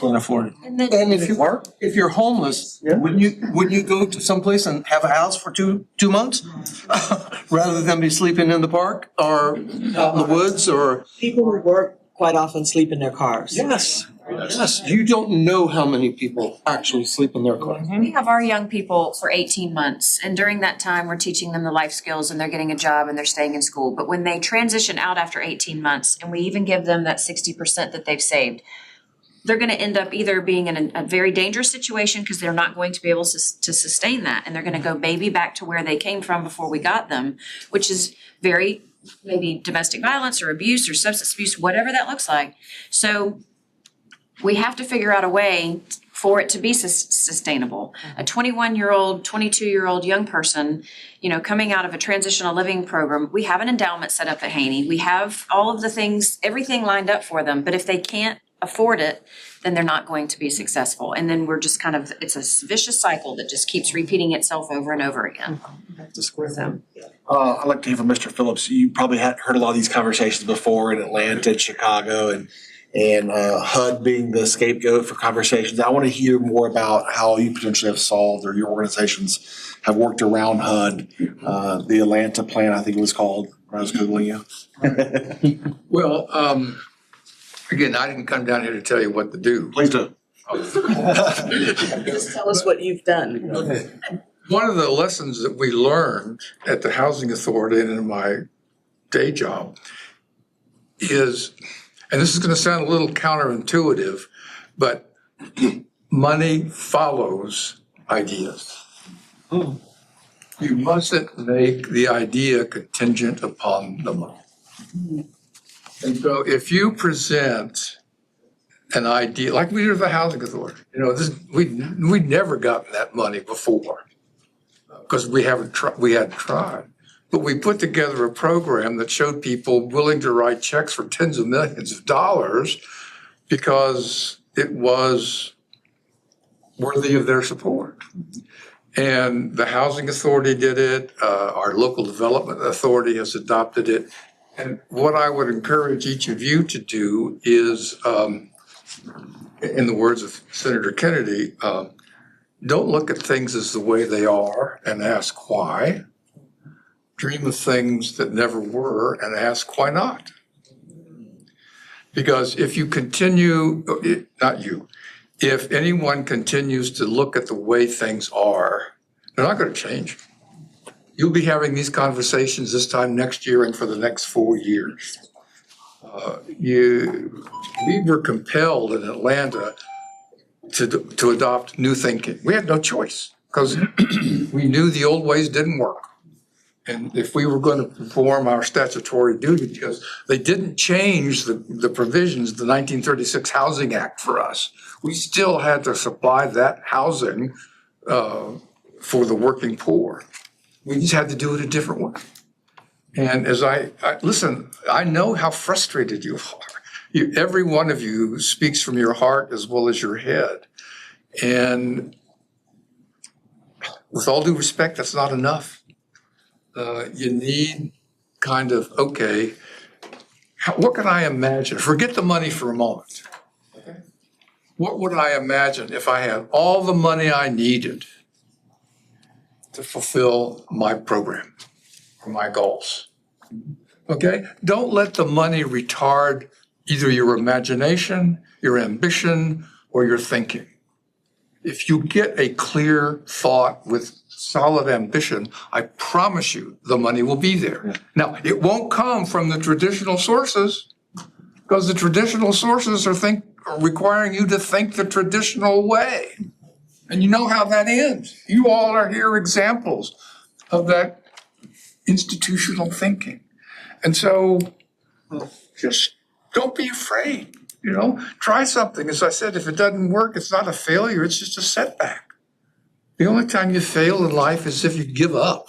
And if you don't give up, you still got a chance. And you would be surprised. I was shocked, frankly, by some sources of money that came in, not only the Housing Authority, but some other things that I do for Habitat and others.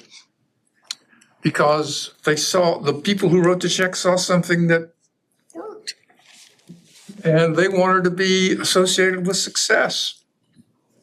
So make it successful, make it easy for them to believe in you, because you're stretching beyond where you are. And once you do that, people are gonna say, I wanna be with you. Any other questions? So I've actually got two questions for those of you guys that do rentals as well as home building. So Bernard and Habitat, if someone, piggybacking on what just got said, if someone said, hey, you need to double your program in the next year, what do you have to do? You guys are providing, and from what I understand, the only ones that are building housing.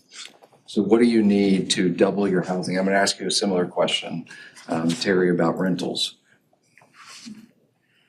Someone said to you, resources are not the limit. So funding, basically, we're doing 5 to 7 homes now. So if we were to have it on the handout that I'll share later tonight, that I think we put down in 1 year, it would be 350. So we can build a home for $150,000. So with more funding, we can build more homes. And that is, we keep talking about like rentals and not being affordable and how to solve that issue. And yes, it is more expensive to build a home, but at the same time, you're building long-term foundation and stability forever, not just for that family, but for generations to come. And that's important. So looking at the bigger picture, I think that that's very important. How big is that house you're building? So 350,000 doubles the size of your program and impact in our community. What is a payment on a $150,000 home with 0% interest? It's lower than the taxes and insurance. How big is that house you're building? How many square feet? How many square feet is that house? Bedroom about 1,300, a little bit more than that, but. St. Bernard, like same question. So funding, same thing. So this program that we're running here in Panama City is the only place we're running this program. In Volusia County and now down in, I think, Pasco County, we do what we call a bridge loan. So it's kind of reverse what we're doing here. They bring the people in, they qualify them just like Sheila would qualify them for CHIP dollars or for federal money, and then they fix the house. And they wait for these people to get reimbursed. When they get reimbursed, they pay SBP back. So that gets them back in their house faster than waiting 2, 3, 4 years for money to come down to put these people in their houses. So for us, it's funding. And what number would you associate with that? Oh, wow. I mean, for like this To double program, the size of what for you're. this program here in Panama City, we could probably, so probably $1 million or so, we could do a lot of houses. Like how many houses would that? I don't know, we build them anywhere, it depends if it's two, 3-bedroom house, 140 to 170 is what we built them for, I think, here. You got a stash of money, Josh? No, So what I've heard is, I've heard every organization, like, at the handoff, everything falls apart. Like, they can get through your program, they can do everything, but then at the end of it, you got no place to put them. So that means you either gotta build the housing yourself to keep them there longer term in your program, or you're gonna hand them off to one of these individuals, whether it's Terry at the Panama City Housing Authority, or whether it's one of these programs that are doing cheaper builds than anyone else. So there's a point, and you know, the great thing about having everybody in the room and sharing is you can see where everything kind of falls apart. You can have great programs, great impacts, and then there's a point where it's all kind of failing. And what it sounds like to me, it's a failing in affordable rentals and affordable housings to purchase. So Terry, in your aspect, like what would it take? You've got 1,300 units apparently that you guys manage now. What does that look like in doubling in size, and how would you guys even go about doing? Well, for us, we'd need some land. To start with, need some land. The direction the direction, as you've heard, of public-private partnerships is what housing authorities are doing. No one's building back public housing apartments. They're doing more of it mixed income type of community. And that's a lot of money to build an apartment community. Is there anything that you guys have seen in all three of your scenarios in which you have an example in your programs where government has helped, and how? Well, they helped us with the infrastructure piece, but also the SHIP funding, that goes to the client ultimately. But that does help because that's all funding that we then recycle back in to be able to sustain what we're doing and make, to build more homes, so. And land, she said land too, so land is also very available because if we have to buy land, then obviously that's a huge expense that increases our cost too. SHIP funding. SHIP funding? Yeah. And then Terry? Yeah, I mean, I know we've given. Housing authorities they're not gonna strike you a check to say, here's some money to build more houses. They're gonna go public-private partnership is what you need to do. They'll probably recommend that we put a project-based voucher, program in new apartments. So if you want HUD support on it, it's not like they'll write you a check on it. They'll just work with you through the rebuild program. So it's kind of different when you're building new. It's not the same. I think we've done some stuff with them before. Haven't we given you guys like CHIP funds or something like that? And also, Fletcher Black. And what did that provide to you guys? How it was? Well, in order to qualify with Florida Housing for those tax credits for the money to build, it requires a local government area of contribution. And so it starts with that, even through your application process.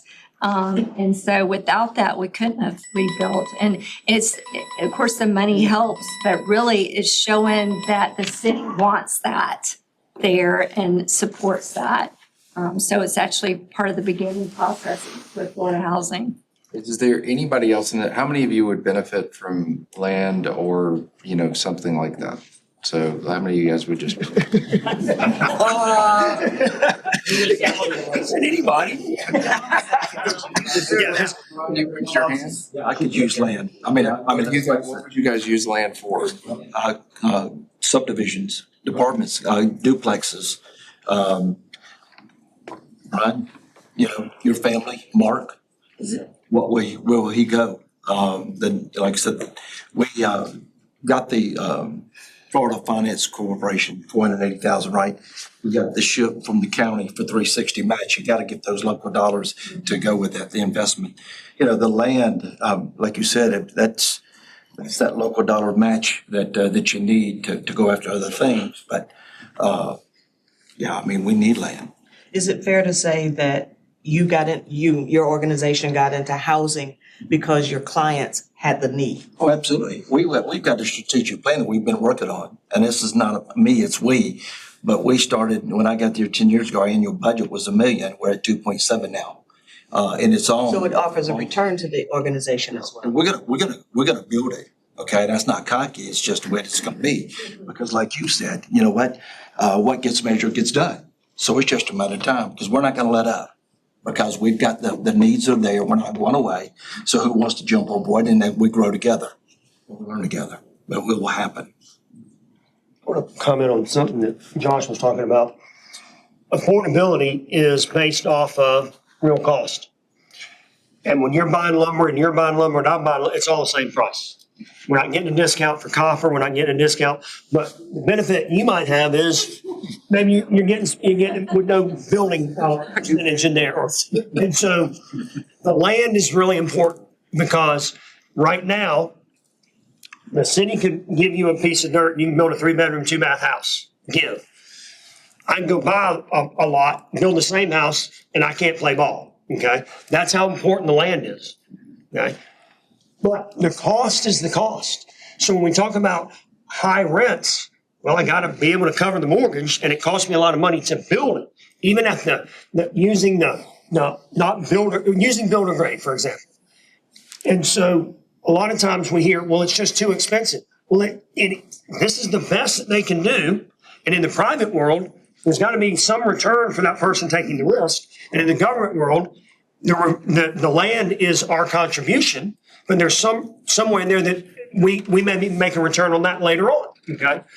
That's how important land is up front.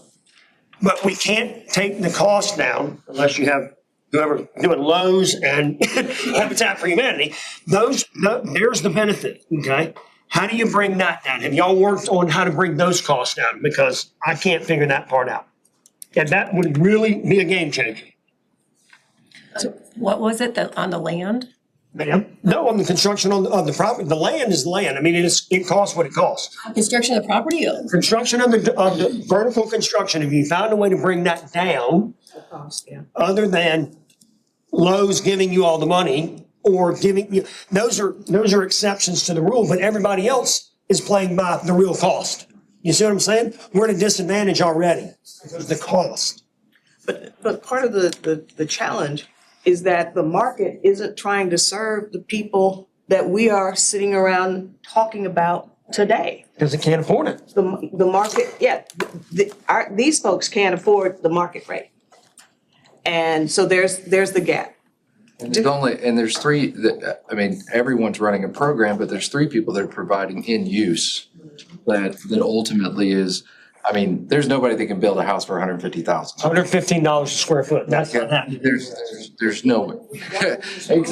But it's happening. It's happening there, yeah. And I think the reason why I asked the question that I asked is, well, let's do more of that, because obviously there's nobody else that can do that. Why would you not? And the same thing goes in the rental side is, why would we not want to do more rentals when there's nobody delivering cheaper rent outside of a program than the Panama City Housing Authority? So I'm with you on that, but the question I have is how much more do we need? We've got huge apartments that have gone up since Hurricane Michael, and the apartments that are affordable have maxed out, and they're still trying to get renters for the others. And so I think a key question none of us can really answer is how much more do we need? And I think we need to answer that question. I guess I'd like to kind of look at this a different way. And to Mr. Phillips' point, thank you for that, because we are talking about operating within a box that says you have an apartment, you have a house, and you just build more of that and you make that more affordable. But what else can we do? One of the beautiful things about going to the annual Housing Coalition Conference is that we get to see what other areas are doing. There are some things that are going on, some programs that are happening with that are being successful utilizing property that currently exists, like the ADU programs, and doing more of that. People, we have residents that have plenty of space in their background, in their backyards, that we may be able to put an ADU, and that might provide an affordable housing solution for someone. Then there's a home sharing program that we can do. That's almost like a rental program. We started trying to do that this year, but just didn't have the funds. Inventory, is inventory that's available. Can we look at how to use it in a different way that creates an affordable situation for someone? A lot of times, those type of programs require people to push it and to manage that more so than materials. And so it's redirecting how we use some of our funding to be able to open up the range of solutions that can be made available. Now, let me give a personal example. In full disclosure, at the end, I will tell you the outcome of my thinking. But about 10 years ago, both on the Housing Authority and in my day job, it became very clear to me that site-built construction was going to price itself out of the market for providing affordable shelter. And the reason was not the cost of lumber, or the cost of copper, or the cost of oil, it was labor costs. Because what happened after the Great Recession is the construction labor force hollowed itself out. You had hundreds of thousands of men and women go get jobs in other industries where they got paid every 2 weeks and had health benefits, neither of which they could count on in construction. And then you had about 1 million people leave the country. And now they can't get back in. So the upshot of that is today that 25% of the construction labor force is over 50. They retire at 60. So just as a matter of actuarial fact, over the next decade, the country's going to lose its best, brightest, most senior plumbers, electricians, roofers, carpenters, and the like. That's bad enough. But what's worse is the labor force isn't replacing itself from the bottom. because not enough moms and dads in the country are saying to their children, go learn how to be an electrician or a plumber or a roofer. And so you get this squeeze on the labor force. And Economics 101 tells us when the supply goes down, the price goes up. And that's exactly what's happened. And it's all been made worse. This is not a political statement. It's all been made worse by the deportation schedule that the country is currently undertaking. So what you've got, I think, and I thought 10 years ago, is an irreversible trend towards not having enough men and women in the labor force. That is not going to change. It's not a commodity like lumber or copper or anything else that goes up and down. That shortage of labor is permanent. And so when I had this kind of light bulb moment, I said, well, okay, the 1% will take care of themselves. That's fine. There's nothing wrong with being in the top 1%. But that leaves 99% of the market left behind. Now, they're left behind in a lot of other things besides housing, but certainly housing. So I said, what delivery system can I come up with that would provide adequate, safe, secure shelter that I would be proud to put my name on, that is different than site-built construction? You know, I built 60,000 beds of housing for students and soldiers using the old-fashioned way, but that wasn't going to work anymore. So I looked at shipping containers. They do not work, this area, for all sorts of reasons. But the most simple one is they used to be free and now they're about $10,000 a piece. But once you start cutting holes in the shipping container for windows and doors, you lose the structural integrity of the shipping container. So you got to go in and reinforce it, okay? Otherwise it won't work. And so it's a fool's errand to try it. Then I looked at panelization, where you build floor panels, wall panels and stuff in the factory, you ship them to the site and you put them together there. That doesn't work for other reasons, mostly having to do with weather, labor force, putting it together on the site and stuff. And so finally, almost by omission or not elimination, I decided that the only solution that I saw that was credible was what they call volumetric modular construction. And I, like most people, had a prejudice that modular meant mobile homes or trailer parks or shoddy construction. It does not. Modular construction throughout the country has to comply with exactly the same construction codes as site built. As a result of all this, I moved our company to doing only modular construction.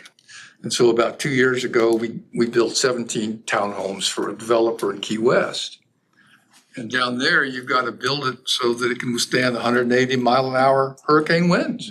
Doesn't matter how you build it, it's still got to be engineered and designed to withstand that. And we did. And I did a lot of due diligence, most of it in Europe, because modular construction was invented about 80 years ago in Europe after the Second World War. Because up until then, the delivery system was real simple from the pyramids forward. You found the site, you brought the materials to the site, then you brought the labor to the site to build the Great Wall of China, the cathedrals of Europe, or whatever. And so the European leaders said, well, we know how to do this. We've been doing it for thousands of years. We know where we want to build. They have the sites. We got the materials to build what we want to build, recycled rubble and materials provided by the Marshall Plan. But whoops, we just killed 20 million people. The labor wasn't there to do what labor had done for 7,000 years. What were they going to do? And at the same time, the greatest migration in recorded history was occurring in Europe because people were going back to where they came from. And there was nothing there in Poland and England and in Germany. And so they took a clue from the automobile industry and said, well, if we can build cars on assembly line, and we build houses on assembly line, we have to do it inside. We can't take the risk of having 6 months of weather delays because it gets cold and icy in there. And We'll put it together, a house together, like we put a car together.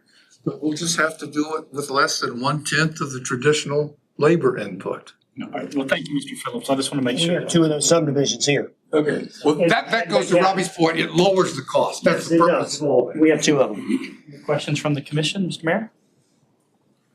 No? I would just like to, maybe as a recap from this meeting, if you guys could send us a list of things that you may think that we may be able to engage in with your organizations that could help. And that could be anything from funding, it could be to land, it could be to just land zoning codes. I mean, Donna, there was a great point about ADUs and things like that. I would love to hear kind of a recap now that you guys have heard the continuum of care in the room of like maybe what actions could we take? So. Well, I do want to thank everyone for participating. At this point, I'm going to recognize Mr. Michael Cheney with the Florida Housing Coalition to bring this evening in for a landing. Thank you so much to you and Mr. Nesbitt both again for being here. Well, super. Sean Nesbitt is the CEO of Florida Housing Coalition, so I'm going to let him talk. No, he's the real star, but good evening. It's good to be here. Thank you all. Thank you, Sheila and the team for inviting us. For those of you who aren't familiar with us, we are a statewide organization. We exist to bring together groups like this, housing advocates, resources, so everyone can have access to housing that's affordable. We do that primarily through, we offer training, technical assistance, and all of that good stuff. This has been an incredible meeting tonight.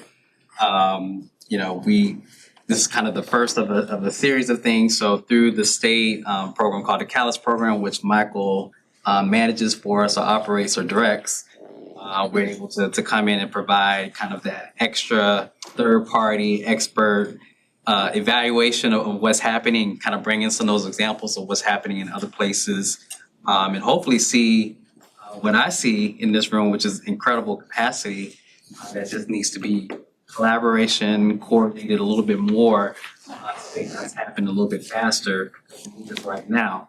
And I think there's a way to tackle that need, with the folks that are in this room. And so going forward, kind of continue these conversations and looking at both the data in terms of the housing needs and the numbers, but there's also kind of what the capacity and what are the strengths that are already here, what are those gaps, and maybe those gaps can be filled by folks in this room and those that are not in this room that would like to be a part of this conversation. And so, that's really our role to kind of bring all of those resources together, figure out how they can best be coordinated so things can happen much quicker. And kind of starts with what Michael does, and he does a lot of work directly with the city. Local government, we believe, is always a part of the solution and kind of the foundation to that. And that's what Michael does, primarily working with our SHIP offices around the state. And of course, we work with everyone around that, housing authorities, habitats, rebuilding Bay County is one of our members, recently recognized this year, one of our award winners for the great work that they're doing in the community. So yes, you all deserve that. And so, that's really, what this is about, kind of the first of a series of conversations, and hopefully out of that, coming out into an action plan that you all can do and carry out and carry forward. And of course, we're always here as a resource for you all, through Sheila and through others, can directly call us. I know we talked to Commissioner Lucas as well.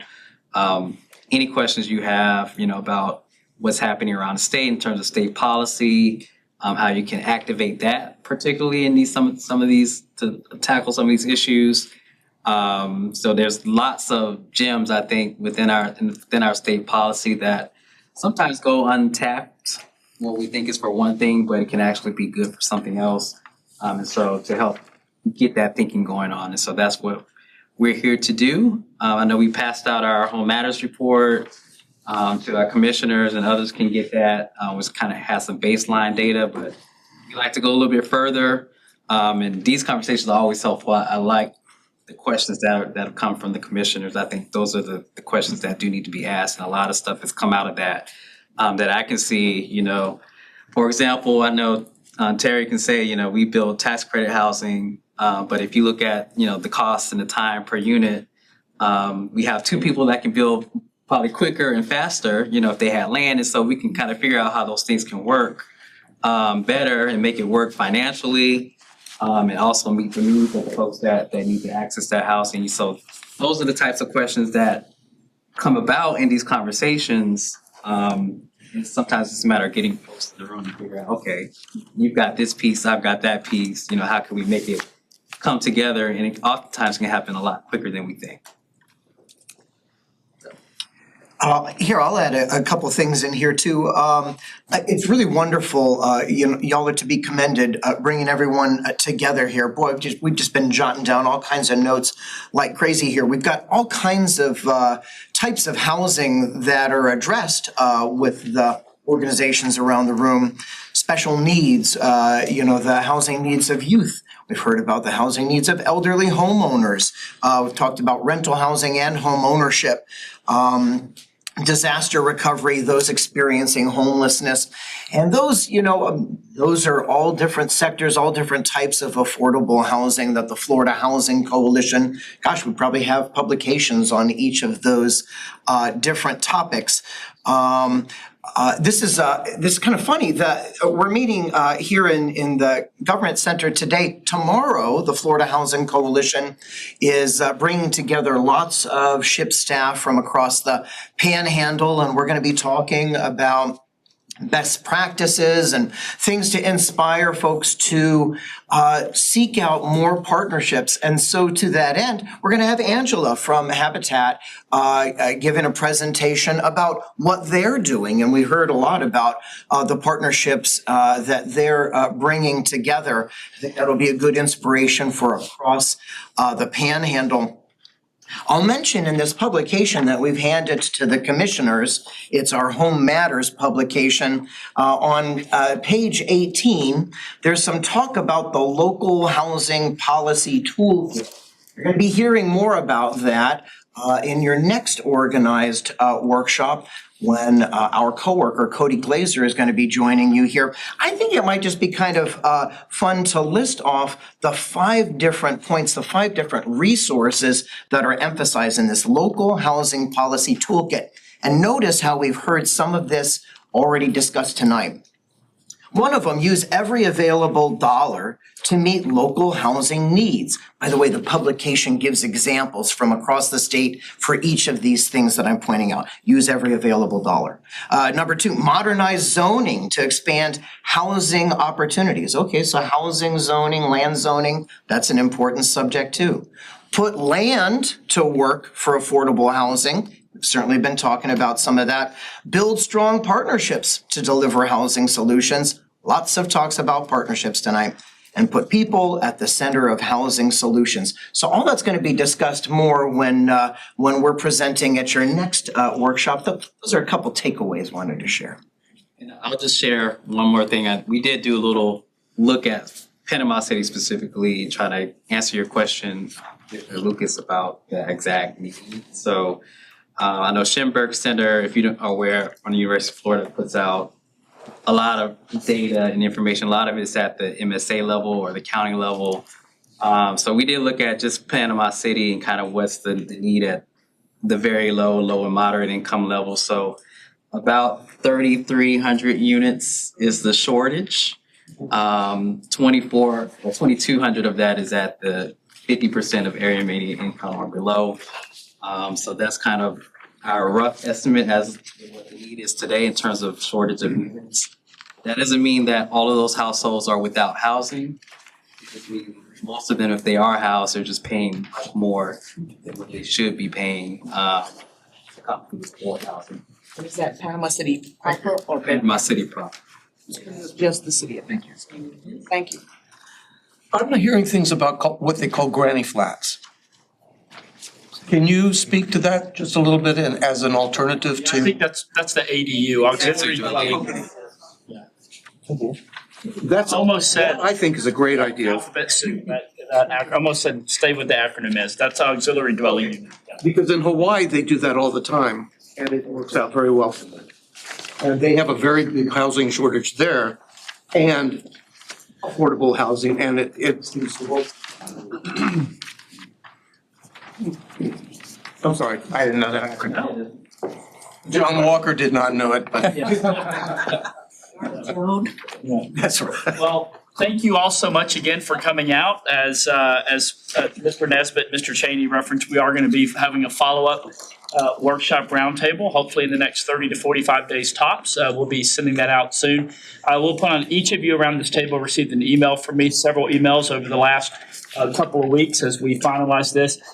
The request for kind of some of the key takeaways and some of the kind of a summary of what you offer. If you would please email that back to my email address, I would most certainly appreciate that. We want to thank you again for giving up of your time. Mayor, Commissioners, there's no more closing comments. We will consider this roundtable closed. And again, thank you so much for your time. Have a great evening. And thank you for coming to watch us.